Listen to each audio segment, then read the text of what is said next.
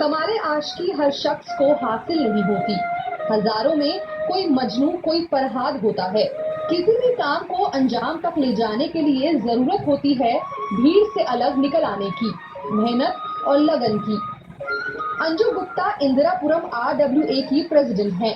साथ ही ये एक सामाजिक कारकुन भी है जो गरीब और पसमानदा तबके के फलाहो बहबूद के लिए काम कर रही हैं।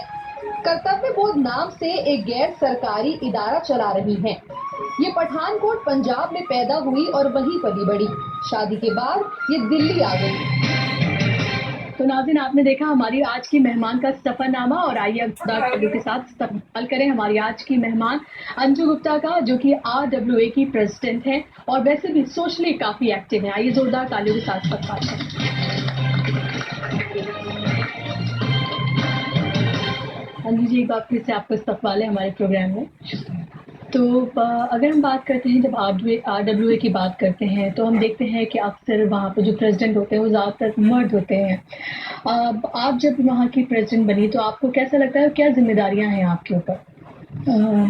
पहले तो बहुत दिक्कत आई थी कि महिलाएं कैसे आगे आ रही हैं। लोगों के जेंट्स की ईगो हर्ट बहुत ज़्यादा हुई, उन्होंने काफ़ी परेशानियां क्रिएट की। लेकिन उसके बाद धीरे धीरे करके जब हम लोगों ने काम करना शुरू किया, सारे जैसे धीरे धीरे गेट लगवाए, सोसाइटीज में चौकीदार लगवाए सारे, और सफाइयाँ कराई, तो उसके बाद लोगों के मुंह बंद हुए। और अब लोग काफ़ी सेटिस्फाई हैं उस चीज़ से कि हम लोग सारी लेडीज ही आगे होकर के काम कर रही हैं। तो परेशानी तो वही होगी, क्योंकि हर जगह हम देखते हैं RWA में जो है वो दबदबा मर्दों का ही है, क्योंकि उन्हें लगता है कि किसी भी तरह की कोई परेशानी है सोसाइटी में तो उसमें औरतें क्या करेंगी, मर्द ही कर सकते हैं।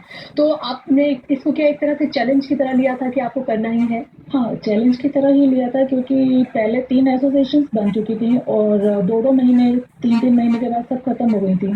सिर्फ जेंट्स जो कलेक्शन होती थी उससे शराब वगैरह पीना और पार्टीज करना अपना वो चलता था। तो फिर लेडी ही आगे होकर के डिसाइड किया कि हम लोग ही सब कुछ करेंगे, अपने हाथ में लेंगे, और उसमें हम सफल भी हुए हैं और अब काम भी कर रहे हैं। जी, तो किस तरह की जिम्मेदारियां हैं आपके ऊपर एक प्रेसिडेंट होने के नाते? किस तरह की जिम्मेदारियां हैं, क्या तमाम काम है सोसाइटी के जो आप देखती हैं? जैसे पूरी सफाई वगैरह का है, एंड पुलिस से पूरा रहना लिंक में। रोड्स वगैरह टूटी हुई थी, हम लोगों ने रोड्स वगैरह बनवाई हैं। तो अब काफी काम हो चुका है, बाकी धीरे धीरे और करने के विचार हैं। तो क्या लोग आपके पास आते हैं अपनी परेशानियों को लेके कि भई इस तरह की परेशानी सोसाइटी में, आप उसको दूर करिए? तो अगर देखा जाए तो एक लोकल लीडर की तरह काम करना होता है। जी हाँ। तो आपके शौहर जो है वो पॉलिटिक्स में है, इसी वजह से आपका भी इंटरेस्ट क्या इस तरफ आया? थोड़ा सा कह सकते हैं आप, उस वजह से भी कि लोग बात मानने में भी विश्वास करते हैं तभी जब कोई दबदबा उनके ऊपर हो। दूसरा फिर अपना एक लुक भी है, और हम लोगों का लेडीज का काम करने का तरीका जो था एकदम ट्रांसपेरेंसी थी, तो लोगों को वो भी काफी ज्यादा पसंद आई है। तो आगे आपका कोई प्लान है पॉलिटिक्स में जाने का? अभी फिलहाल तो नहीं है। क्योंकि अक्सर देखा जाता है कि जो RWA से जुड़े हुए लोग होते हैं वो उनका एक एम्बिशन होती है कि आगे जाके कोई ना कोई पॉलिटिकल पार्टी जो है ज्वाइन कर लें, क्योंकि इसी तरह से वो अपने लिए एक प्लेटफॉर्म जो है वो तैयार करते हैं। ऐसे जो इधर की इंदिरापुरम की फेडरेशन है उसमें भी मैं मेंबर हूँ, लेकिन इतना ज़्यादा पॉलिटिक्स में आने का भी इच्छा नहीं है। जी, और अगर एक RWA की जब हम बात करते हैं तो उसमें और क्या क्या चीज़ें होती हैं? क्या वो बच्चे जो अच्छी तरह से पढ़ नहीं पा रहे हैं अपनी सोसाइटी के, जो डिप्राइव्ड लोग हैं, क्या उनको भी देखभाल करना, उनको देखना भी कोई जिम्मेदारी इसमें आता है? वो वैसे भी मैं सोशल वर्क करती हूँ, तो उसको भी बच्चों को, गरीब बच्चों का पढ़ा करके उनको दाखिला दिलाना, या जो बीमार हैं, जो हमारे घर में सहयोग करते हैं काम करने वाले, उनका इलाज कराना, ये सब काम कर रहे हैं।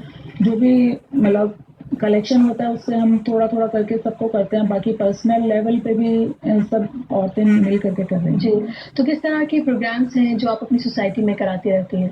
जैसे 26 जनवरी वगैरह पे हम लोग बच्चों का कंपटीशन 26 जनवरी और 15 अगस्त पे कराते हैं, या फेस्टिवल्स जो होते हैं हमारे, उस पे भी हम लोग इनका ड्राइंग कंपटीशन है, रेसिंग वगैरह है, इनके डांस प्रोग्राम्स वगैरह हैं, वो कराते हैं। जी, अगर औरतों के हालात की हम बात करते हैं तो फिलहाल क्या आपको लगता है कि जो औरतों के हालात हैं, पॉलिटिक्स में देखें या इस तरह के एसोसिएशन में देखें, भागीदारी बढ़ रही है, पार्टिसिपेशन बढ़ रहा है, हालात सुधर रहे हैं? हालात तो धीरे-धीरे करके अभी इम्प्रूवमेंट हो रहा है, लेकिन उतना नहीं है। लोग काफ़ी जेंट्स का ईगो जहाँ पे हर्ट हो जाएगा, वहाँ पे डिमोरलाइज़ करना शुरू कर देते हैं। तो हम लोग एक जैसे कहते हैं ना, चट्टान की तरह खड़े रह करके हमें काम करना पड़ रहा है।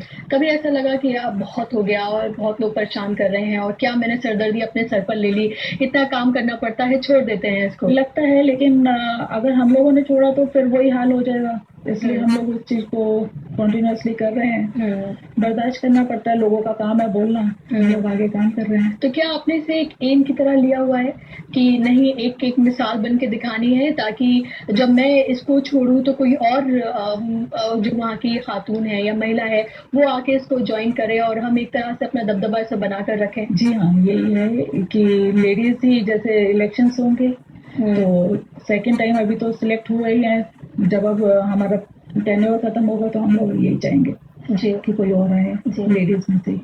चलिए नाज़रीन, इसी के साथ यहाँ पर हम रुक रहे हैं एक बहुत छोटे से